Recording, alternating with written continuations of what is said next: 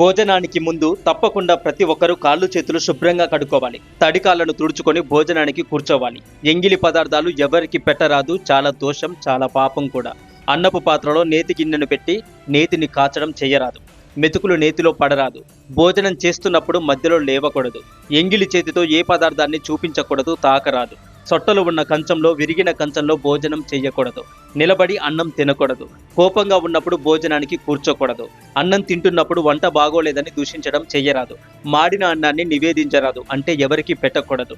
భోజనానికి ముందు, భోజనం అయ్యాక వెంట్రుకలు కత్తిరించడం చేయకూడదు. భోజనం వడ్డించేటప్పుడు పంక్తి భేదం చూపరాదు, అనగా ఒకరికి ఎక్కువగా వడ్డించడం, మరొకరికి తక్కువగా వడ్డించడం చేయరాదు.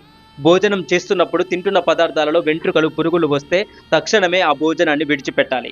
భగవన్నామాన్ని తలుచుకుంటూ లేదా భగవంతుడి యొక్క కథలు వింటూ వంట చేయడము, భోజనం చేయడం అలవాటు చేసుకోవాలి. అది చాలా ఉత్తమం.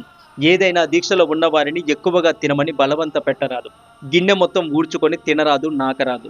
ఆహార పదార్థాలను కాళ్ళతో తాకకూడదు. భోజనం అయ్యాక నోరు నీటితో పుక్కిలించుకోవాలి. భోజనం అయ్యాక మెతుకులు తీసేసి తిన్న చోట తడిగుడ్డతో శుభ్రం చేసి మాత్రమే అక్కడ వేరే వారికి భోజనం వడ్డించాలి. చెప్పులు ధరించి వంట చేయరాదు. చెప్పులు ధరించి భోజనం తినరాదు. ఒకసారి వండాక అన్నము, కూర, పప్పు వంటి ఇతర ఆహార పదార్థాలను మళ్ళీ వేడి చేసి తినరాదు. భోజనం చేసేటప్పుడు ఈ నియమాలన్నీ మీ అందరికీ తెలిసే ఉంటాయి, కానీ తెలియని వారి కోసం ఈ వీడియో చేయడం జరిగింది. ఈ వీడియో మీకు కొంచెమైనా ఇన్ఫర్మేటివ్గా అనిపిస్తే హరే కృష్ణ అని కమెంట్ చేయండి. మరెన్నో వీడియోస్ కోసం మన ఛానల్ని ఇప్పుడే సబ్స్క్రైబ్ చేసుకోండి. ఓం నమః శివాయ.